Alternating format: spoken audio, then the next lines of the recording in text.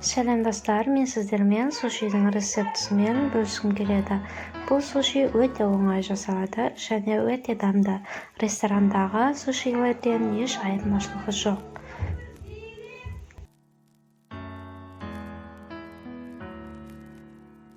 Бізге суши үшін 200 грамм күріш қажет болады. Менде осындай қарапайым, өзімнің күнделікті тамағыма қолданып жүрген күріш. Негізі сіздерде мүмкіндік болып жатса, арнайы сушиге арналған аппақ, ұзын күріш болады. Соны қолдануға кеңес беремін. Бұлай дәмінде айырмашылық жоқ.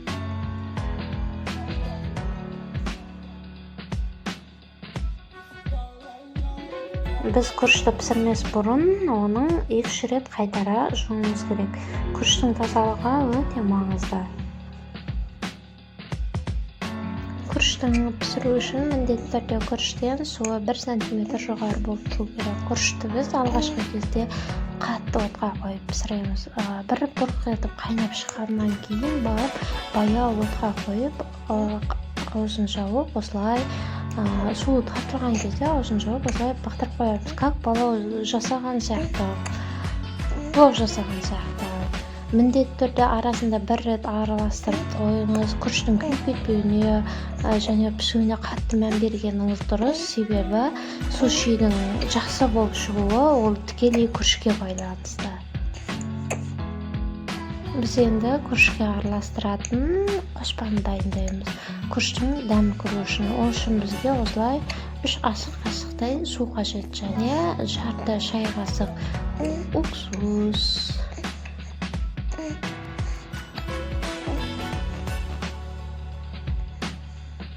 2 ас қасықтай шекер, қант және 1 ас қасық тұз.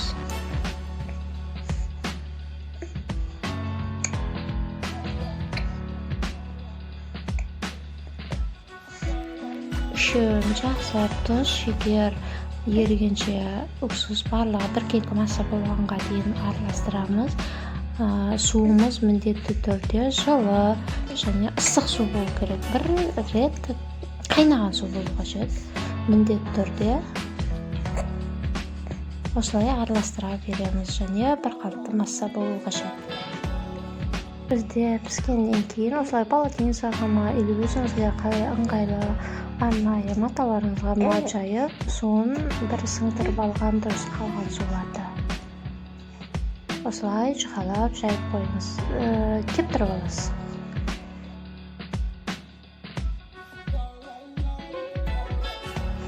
Менің күрішім кепті. Енді мен күріштің барлығын жинап, бір ыдысқа саламын. Осы ыдысқа салып, барлығын жинаймын.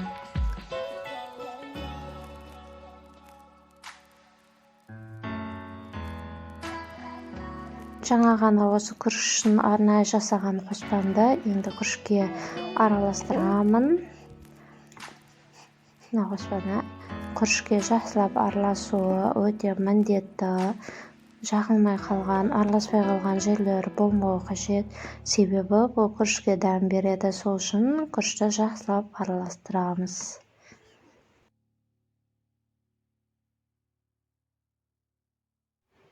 Сушидің салмасы үшін мен крабная палочканы қолдандым. Оны жұқалап осылай кестім.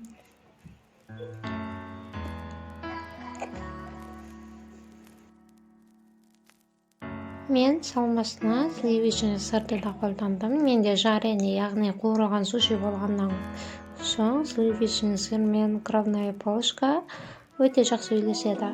Маған дәм өте қатты ұнағандықтан осы екеуін қолдандым. Мен сливочный сырды да жұқалап кесіп аламын. Егер де сізде сливочный сыр, крабная палочка болмаса, сіз өзіңіздің тоңазытқышыңызда не бар, соны қолдануыңызға әбден болады.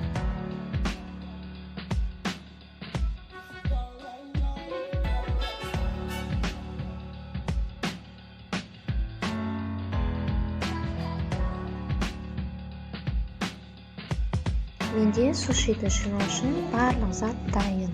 Енді ножа жапырағын осылай төсеп қойып, оған күрішті салатын боламын. Күрішті жан-жағына дейін, шет-шетіне дейін жеткізіп жағу өте маңызды.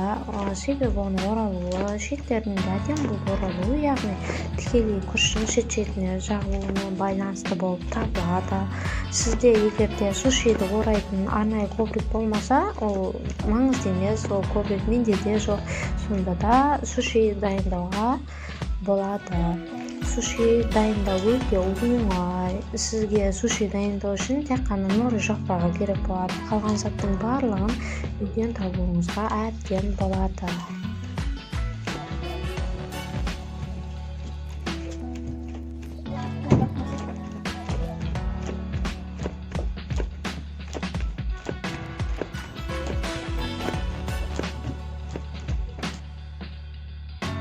Енді салмасын саламыз.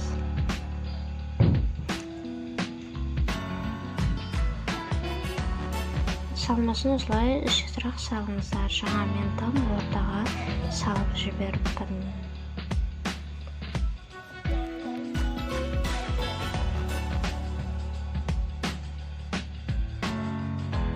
Краптың жанына міндетті түрде сливочный сырды саламыз. Осылай екеуі бірге тұруы қажет.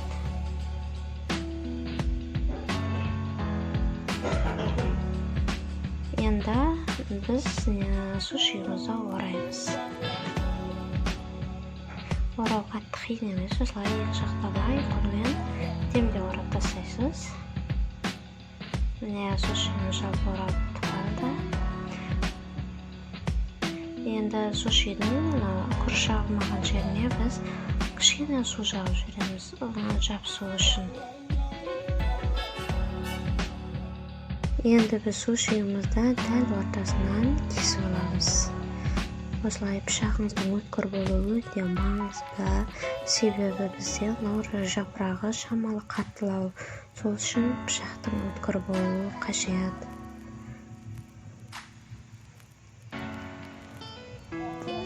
Сушиді қуыруға арналған арнайы кляр дайындаймыз.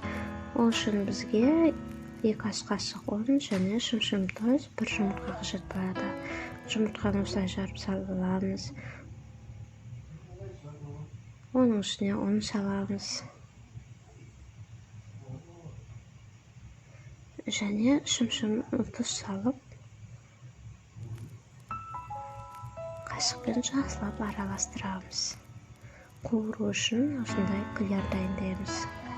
Яғни сушиді жарайды ету үшін.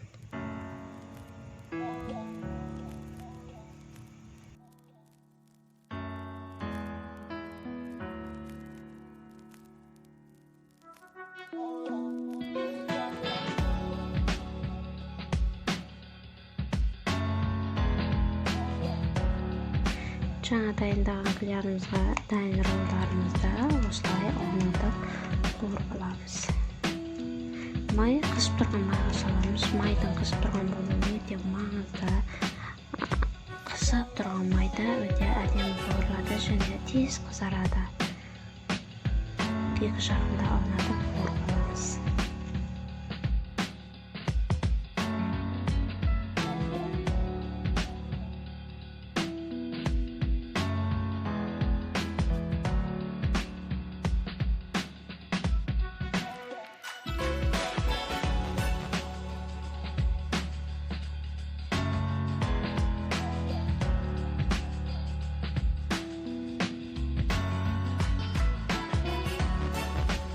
Міне біздің роллдарымыз дайын, қуырылған және ролл. Міндетті түрде жасап қойыңыздар. Қазір роллдарды кесіп көреміз.